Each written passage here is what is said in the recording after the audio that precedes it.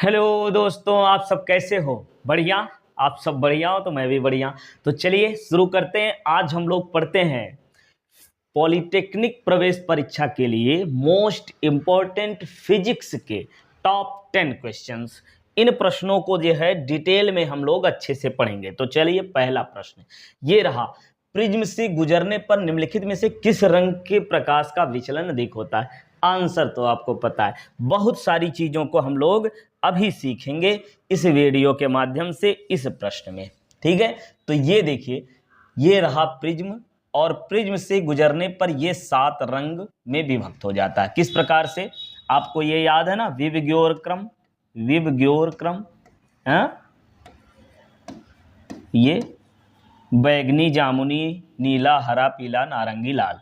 तो ये बात अच्छे से याद रखिए कि लाल रंग की चाल और तरंग दैर्ध्य ज्यादा होती है भैया।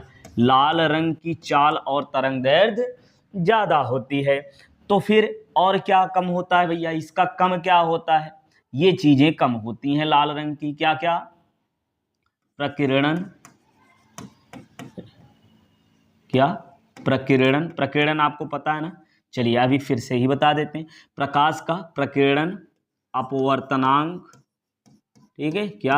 अपवर्तनांक, विचलन कह लीजिए। तो सारी चीजें ऐसे ही याद रखिए यार, सारी चीजें जो है बैगनी रंग की ज्यादा होती हैं। बस कम क्या होता है? चाल और तरंग दैर्ध्य बैगनी रंग की कम होती है, चाल और तरंग दैर्ध्य लाल रंग की ज्यादा होती। बस इतनी बात यहां से याद रख लेनी भैया। प्रकीर्णन क्या होता है जानते हैं? जब प्रकाश की किरण आती है तो वायुमंडल में उपस्थित धूल मिट्टी के कणों के द्वारा अवशोषित करके फिर उत्सर्जित कर दी जाती है। अवशोषित करके उत्सर्जित कर दी जाती है, इसी प्रक्रिया को प्रकीर्णन। अवशोषित करता है तो प्रकाश तो एक ही दिशा में आएगी ना, तो किसी एक दिशा में आकर के कण के द्वारा प्रकाश की किरण अवशोषित होती है, फिर उत्सर्जित होती है जब ना, तो ये चारों दिशाओं में उत्सर्जित होती है। इसी प्रक्रिया को प्रकीर्णन कहते हैं। समझ गए? तो ये बात अच्छे से याद रखिए। इस पर आधारित एक प्रश्न पॉलिटेक्निक प्रवेश परीक्षा में 101% आएगा ही आएगा। ठीक है, क्या याद रख लेना आपको? जरूरी नहीं यही प्रश्न आए, ये चीजें आपको अच्छे से पता होनी चाहिए। क्या? कि लाल रंग की चाल और तरंग दैर्ध्य सबसे ज्यादा होती है, प्रकीर्णन, अपवर्तनांक, विचलन लाल रंग का कम होता है। अब आगे जैसे जैसे इधर आएंगे, लाल, नारंगी, पीला, हरा, नीला, जामुनी, बैगनी, जैसे जैसे इधर आएंगे क्या होगा? चाल और तरंग दैर्ध्य घटती जाएगी, प्रकीर्णन, अपवर्तनांक, विचलन क्रमशः बढ़ता जाएगा, और बढ़ करके बैगनी रंग का प्रकीर्णन, अपवर्तनांक और विचलन सबसे अधिक हो जाएगा भैया। लो, इतनी बात याद रख लो, इस प्रश्न का जवाब दे दो। प्रिज्म से गुजरने पर निम्न में से किस रंग का विचलन अधिक होता? लो, बैगनी रंग का विचलन सबसे अधिक होता है भैया। बैगनी रंग का विचलन सबसे अधिक होता है। ये वाला करेक्ट आंसर हो गया। चलिए अब देखते हैं दूसरा प्रश्न। ये लो, समान गतिज ऊर्जा वाले विभिन्न कणों की देवरागली तरंग दैर्ध्य लैम्डा कण के द्रव्यमान पर निर्भर करती है। ये इस प्रकार लैम्डा प्रोपोर्शनल यम, या लैम्डा प्रोपोर्शनल यम पावर 1/2, लैम्डा प्रोपोर्शनल यम की पावर -1, लैम्डा प्रोपोर्शनल यम पावर -1/2, इन चारों में से कौन सा सही होता है? तो चलिए पूरा डिटेल में अच्छे से समझ लेते हैं हम लोग। ठीक है, तो आइंस्टीन के सापेक्षता के सिद्धांत से E बराबर क्या होता है? mc² होता है कि नहीं होता? E बराबर mc² होता है। और कुल ऊर्जा, प्रकाश की ऊर्जा, भाई प्रकाश फोटॉन के रूप में चलता है, तो उसकी ऊर्जा होती h न्यू। ठीक, तो ये दोनों ऊर्जाएं जब बराबर करेंगे हम लोग, तो h न्यू बराबर mc²। तो यहां से पहले तो c, ये c का न्यू है जी, नहीं h न्यू है भैया ना, यहाँ न्यू लिखे, यहाँ गलती से c हो गया था, कोई बात नहीं, समझिए। तो h न्यू आवृत्ति बराबर चाल बटे तरंग दैर्ध्य होती है भैया। आवृत्ति बराबर चाल बटे तरंग दैर्ध्य, तो यहाँ न्यू की जगह c/λ कर दिए, तो ये आ गया mc²। तो स्क्वायर से ये वाला c गायब कर लो। ठीक है, अब यहाँ बचा है क्या? क्या बचा हुआ है? h/λ = m × c हो गया भाई। अब यहां से देखिए भैया, लैम्डा बराबर क्या मिला? लैम्डा को इधर ले आइए, mc को इधर ले आइए, तो h/m × c ये मिल गया। अच्छा भैया, तो तरंग दैर्ध्य मिल गया, ये प्लांक नियतांक, द्रव्यमान और चाल मिला है, जबकि हमको द्रव्यमान के अनुक्रमानुपाती के रूप में निकालना यार। चलिए और भी चीजें देखते हैं। लेमडा बराबर यहाँ पे अगर c लिखें, ये चाल है ना प्रकाश की, चाल है, तो गतिज ऊर्जा के बराबर क्या होता है, हाफ यम सी स्क्वायर या यम वी स्क्वायर, यहाँ सी लिखें तो सी लिख दे रहे हैं। तो यहाँ से देखिए 2k is equal to M C square, 2 का इधर गुणा करोगे ना, और क्या, तो यहाँ पे सी स्क्वायर इज इक्वल टू क्या मिलेगा, 2k अपान यम, और फिर से c बराबर, इस स्क्वायर तो इधर अंडर रूट हो जाएगा, 2k अपान यम। अब यही c वाला मान यहाँ पे रखिए, यच अपान यम अंडर रूट 2k अपान यम, ये है। इस यम को अंदर ले जाओगे तो 2 बार लिखना पड़ेगा ना, जैसे देखिए 2 गुणे 2 गुणे 2, इसको कैसे हल करते हो, 2 बाहर आता है, 2 कड़ी में 2 ऐसे करते हो, इसको अंदर ले जाओगे 2 को तो 2 बार लिखना पड़ेगा, समझ गए। तो वैसे ही इस यम को अंदर ले जाओ, 2 बार लिख लो। तो लेमडा बराबर यच upon under root 2 M into के, और बटे में यम तो है ही, ठीक है, तो ये यम से यम कैंसिल, तो मिल गया क्या, यहाँ से मिला लेमडा बराबर यच अपान 2 यम के, ठीक है। अब भैया ध्यान दो, यहाँ गतिज ऊर्जा समान है, देखिए चाल अगर समान कहे होते ना तो यहाँ से लेमडा प्रोपोर्शनल क्या आता, यम इनवर्स हो जाता है, लेमडा प्रोपोर्शनल यम इनवर्स तब हो जाता जब चाल नियत होती, लेकिन यहाँ कह रहे हैं गतिज ऊर्जा नियत है, तो गतिज ऊर्जा के को नियतांक मानिए, यच ऑलरेडी नियतांक है, तो यहाँ से लेमडा प्रोपोर्शनल क्या मिलेगा, बाकी सभी चीज़ों को, यम के अलावा सभी चीज़ें जो है कांस्टेंट हो गई हैं, चूंकि यच प्लांक नियतांक वो नियतांक है ही, के गतिज ऊर्जा एक समान है, तो एक समान गतिज ऊर्जा तो इसको नियत मान लो, है कि नहीं, तो सभी चीज़ें यहाँ पे कांस्टेंट हो जाएंगी। अच्छा ये अंडर रूट है, ये अंडर रूट है भैया, कड़ी के अंदर है जी, अंडर रूट लगाओ ना, तो लेमडा प्रोपोर्शनल क्या मिलेगा, 1 अपान यम की पावर 1/2, और इसको ऊपर ले जाओगे ना तो क्या मिलेगा, लेमडा इज इक्वल टू नहीं, proportional, lambda proportional equal to नहीं लगेगा यहाँ पे भैया, ये क्या कर दिए,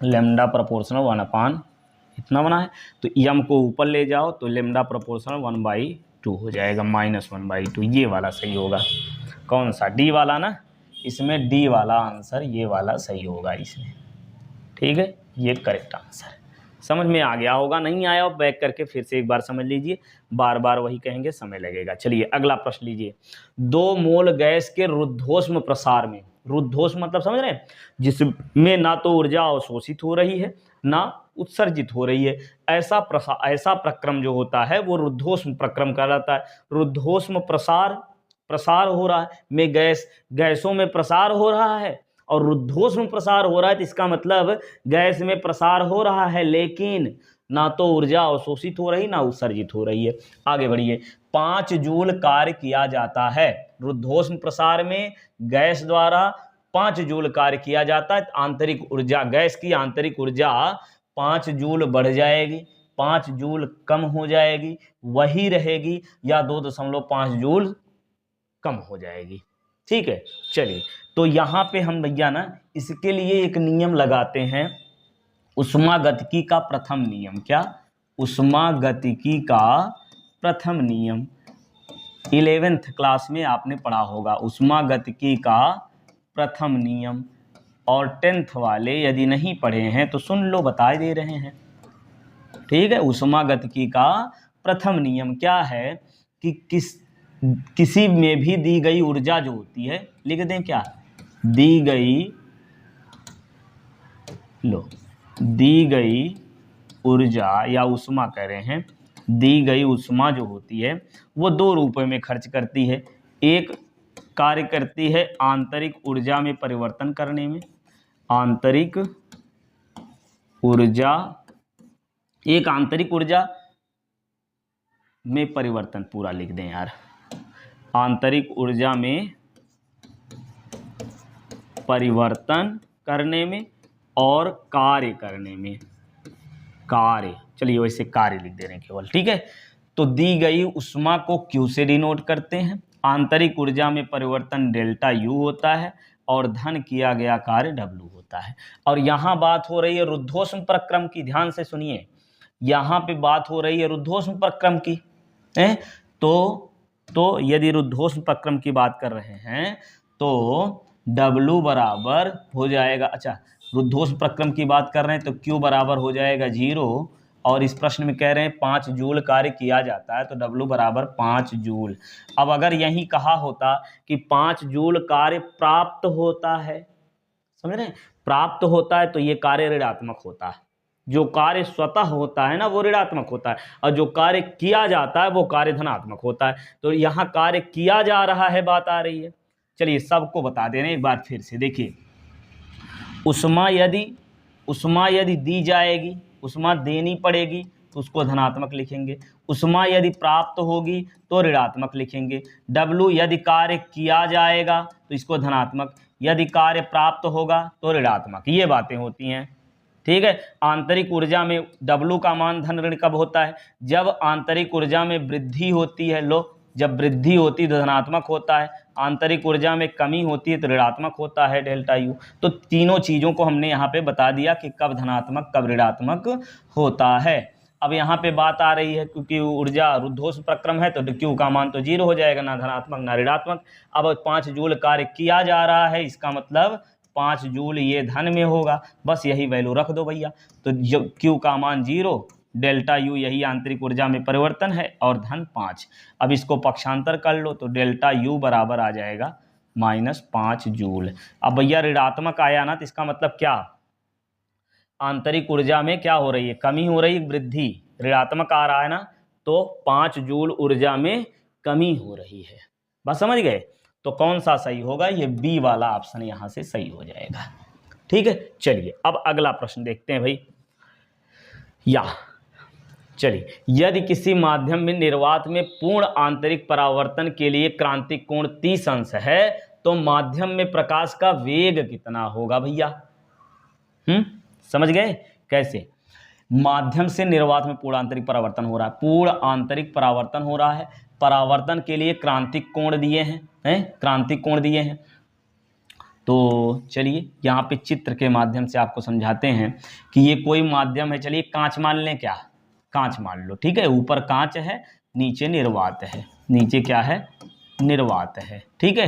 तो कांच से प्रकाश की किरण आ रही है, प्रकाश की किरण कांच से आ रही है और फिर यहाँ पे 90 अंश कोण बनाएगी तो ये क्रांतिक कोण होगा, ये 90 अंश, तो इसके लिए ये C हो जाएगा क्रांतिक कोण।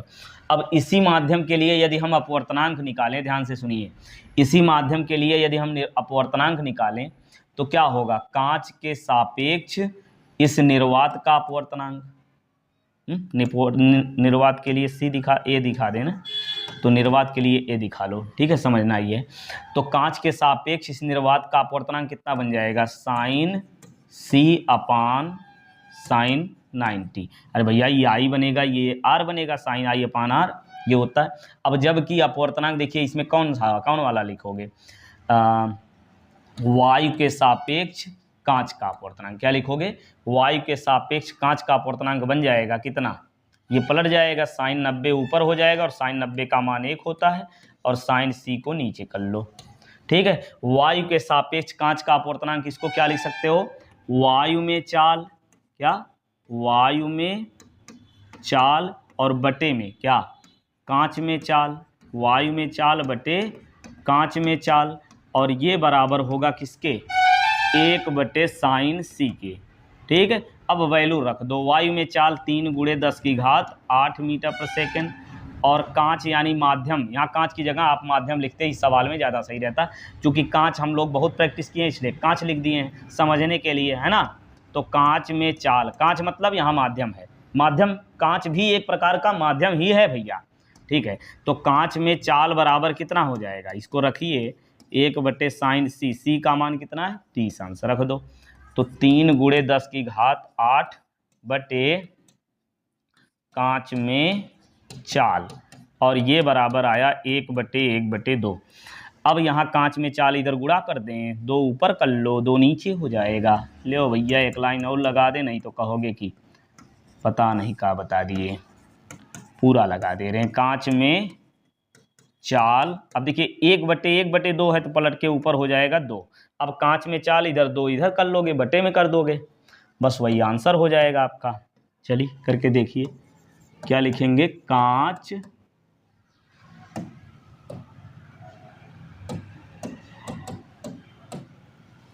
यहाँ लिखेंगे हम कांच में चाल बराबर कितना बनेगा, कांच में चाल ये 2 नीचे हो जाएगा तो 3 × 10। कितने लोग तो मन में आंसर निकाल चुके होंगे ना, मन में ही आंसर निकाल चुके होंगे। ये आएगा कितना, 3/2 करिए तो आएगा, भाग देंगे 1.5 × 10⁸ मीटर पर सेकेंड। ये आ गया भैया, है ऑप्शन में, हाँ है। कौन सा सही होगा, ये बी वाला करेक्ट आंसर हो गया। चलिए अगला प्रश्न देखते हैं हम, ठीक है। ये लीजिए, यन अपवर्तनांक वाले गोलीय अवतल पृष्ठ की बात कर रहे हैं। गोलीय अवतल पृष्ठ, तो यदि गोलीय अवतल पृष्ठ है तो ऐसा कुछ होगा। अवतल पृष्ठ के प्रथम एवं द्वितीय फोकस दूरियां क्रमशः, प्रथम मतलब इधर सामने इधर F1 और इधर F2 होगा, F1 F2, इनके मध्य संबंध क्या होगा। भैया देखिए यन अपवर्तनांक वाला ये कांच है ना, तो अपवर्तनांक यन वाला कांच है तो इधर वाला कांच इधर वाला कांच दोनों का अपवर्तनांक सेम हो गया। और दोनों तरफ के माध्यम अगर सेम अपवर्तनांक वाले हैं, माध्यम मतलब वायु में रखा हुआ है, ऐसा कुछ कहे नहीं है कि इधर कुछ है इधर कुछ है, तो वायु में ही रखा हुआ है ये मान के चलो, है ना। तो इधर वाली दूरी जो है धनात्मक ली जाती है, इधर वाली दूरी ऋणात्मक ली जाती है, समझ रहे हैं। तो क्या होगा, F1 बराबर ये हमारा हो जाएगा -F2 के, F1 बराबर -F2 के। तो कौन सा सही होगा, ये बी वाला इसमें करेक्ट होगा, ठीक है। चलिए अगला प्रश्न लीजिए, ये अंतिम सवाल। एक कार सर्वप्रथम 5 किलोमीटर की दूरी पूरब की दिशा में तय करती है, हैं किधर तय करती है, पूरब की दिशा में कितना जाती है, 5 किलोमीटर। ले जाओ इसको 5 किलोमीटर। फिर इसके बाद उसके बाद 12 किलोमीटर उत्तर दिशा में, ले भैया इधर चलो, उत्तर दिशा में कितना जा रहे हैं लिख दें, 5 किलोमीटर। ये आ गए 5 किलोमीटर पूरब की ओर, इधर आए, फिर कितना 12 किलोमीटर उत्तर की ओर। पूछा क्या जा रहा है, इसमें पूछ रहे हैं दूरी और विस्थापन। ये हो जाएगा भैया विस्थापन और ये टोटल हो जाएगी दूरी। दूरी कितनी हो जाएगी, दूरियों को जोड़ देंगे तो वो दूरी आ जाएगी, और ये बनेगा हमारा क्या, समकोण त्रिभुज 90 अंश। तो ये बन गया लंब, ये आधार और ये कर्ण। तो ये कर्ण की लंबाई जो आएगी ना वो होगा विस्थापन। कर्ण जो होगा वो किसके बराबर होगा, विस्थापन के बराबर होगा, ठीक है। कर्ण की लंबाई आप निकाल करके विस्थापन निकाल लेंगे। और दूरी के लिए क्या कहेंगे, दूरी पूरा जोड़ दीजिए, इतना ये 5 और ये 12। तो इसमें कौन सा ऑप्शन सही होगा, इसको आप लोग कमेंट बॉक्स में ज़रूर बताएंगे। और एक चीज़ और बताइएगा कि हम लोग ये जो है, जैसे पिछला वीडियो हमने पढ़ाया, पहला मापन में पूरा थ्योरी पढ़ाए, उस पर आधारित न्यूमेरिकल एक वीडियो में। फिर दूसरा हमने सदिश और अदिश राशि पूरा चैप्टर डिटेल में अच्छे से समझाया, फिर उस पर आधारित न्यूमेरिकल। तो ऐसे हमने पढ़ाया। तो हमको लग रहा है ना कि इतना बड़ा बड़ा वीडियोज बन रहा है, तो जिससे हमको लग रहा है कि आप इतना पढ़ने में बोर हो जा रहे हैं। तो बताइएगा अपना ओपिनियन जैसा भी हो, कि आगे से पहले थ्योरी पढ़ाएं एक वीडियो में, फिर इसके बाद अगले वीडियो में न्यूमेरिकल उस पर आधारित, या फिर दोनों को एक ही वीडियो में जैसे पढ़ा रहे हैं वैसे पढ़ाएं, ठीक है। कमेंट बॉक्स में जरूर आंसर करिएगा। चलिए पढ़ते रहिए, स्वस्थ रहिए, मस्त रहिए। मिलते हैं फिर नेक्स्ट वीडियो में। Bye bye, take care.